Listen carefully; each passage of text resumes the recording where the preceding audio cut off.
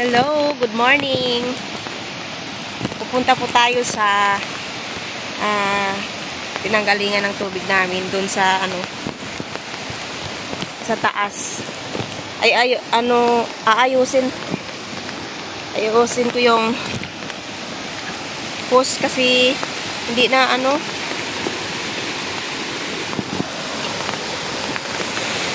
hindi na siya maayos ang dito ako sa sapa. Sobrang lakas sa gabi ng ulan kaya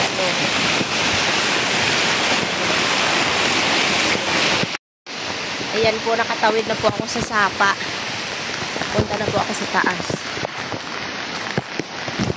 Ayusin ko yung hose. Kay wala na gatugbo na nga mon nga tubig. Muna nga titingnan ko kung ba na bumara yata yung mga dahon ng mga kahoy na malalaking dahon. Ayan. Daan tayo sa mga kasagingan.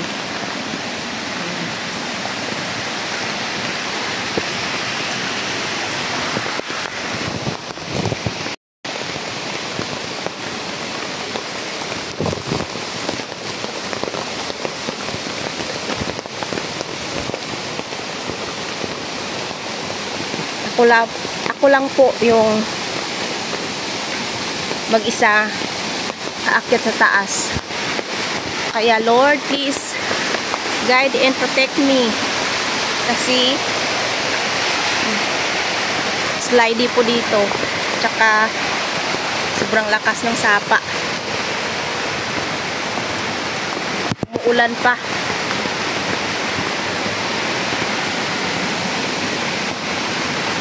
Dito lang ako dumaan sa farm ng kapitbahay namin dito sa probinsya. Ayan sobrang lakas pa rin ng ulan. Mamayang hapon pa maglalandfall si Krising.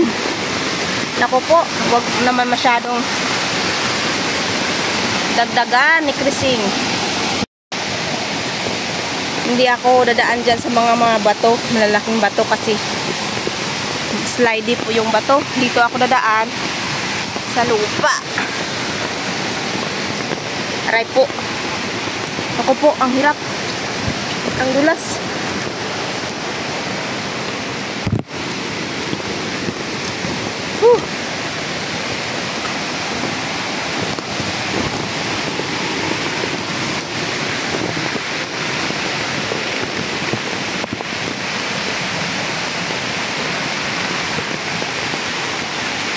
Sobrang taas po ng pangpang. Madulas.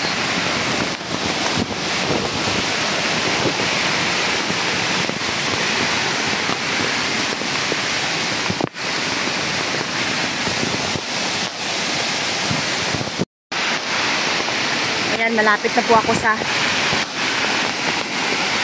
post na pinagmula ng tubig namin doon sa baba. Ayan.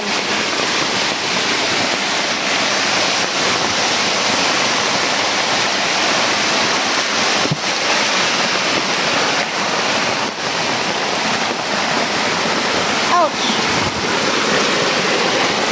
Ang dulas ng ang dulas ng mga bato. Diyan tayo dadaan. Tabi-tabi po. Tabi-tabi. Tabi-tabi. Dadaan po ako. Tabi-tabi.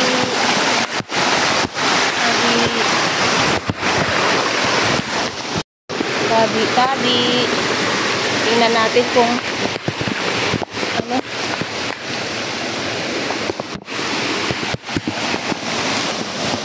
tabi. Ayan po, sobrang lakas ng ulan.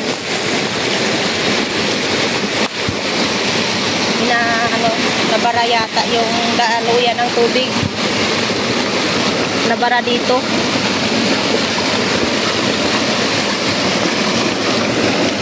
daluyan ng tubig. Ayaw pumasok.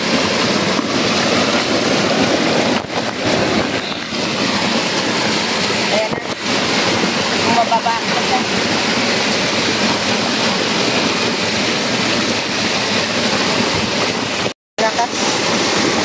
Lakas ng tubig. Hanggang tuhod ko. Yung sa gilid kasi to ng sapa.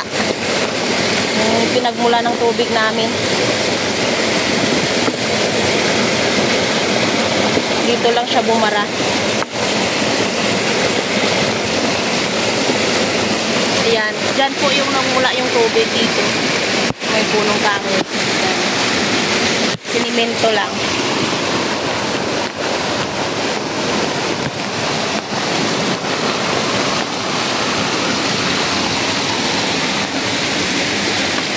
Yan ang lalim ng tubig.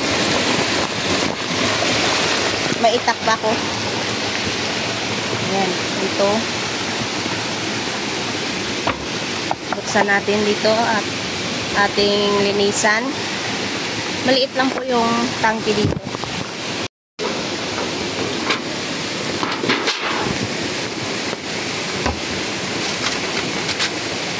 Luma na yung kahoy. Hindi na napalitan. Ayan. Linesa natin yan.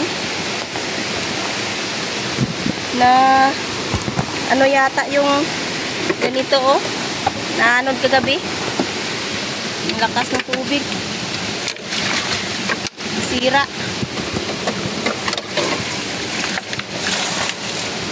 Yan. Kunin natin yan lahat. Para hindi bumara yung mga kalawang.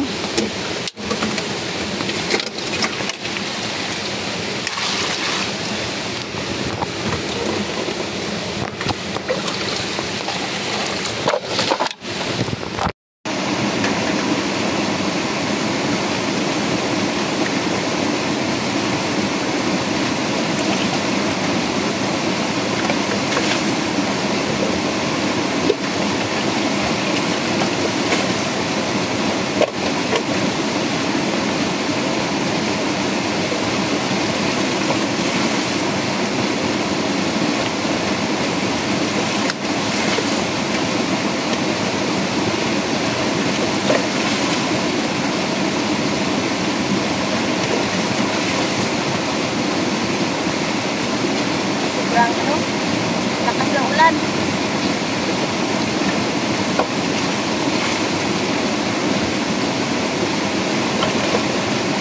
Malakas yung agos ng sapa.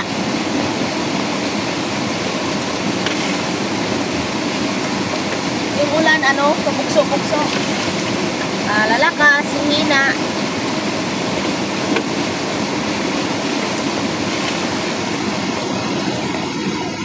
Epekto ng bagyong Krising.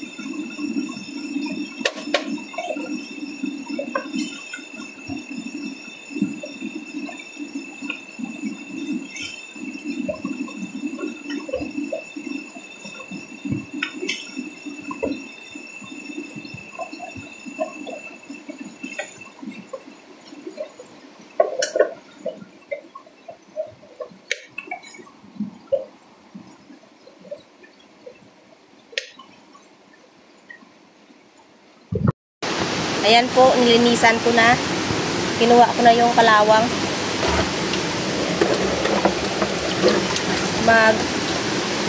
Magki-clear lang yan yung tubig niya.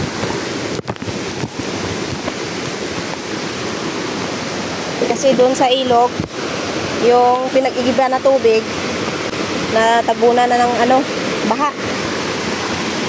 Sa gilid din kasi yung igiba ng tubig doon sa baba, sa ilog.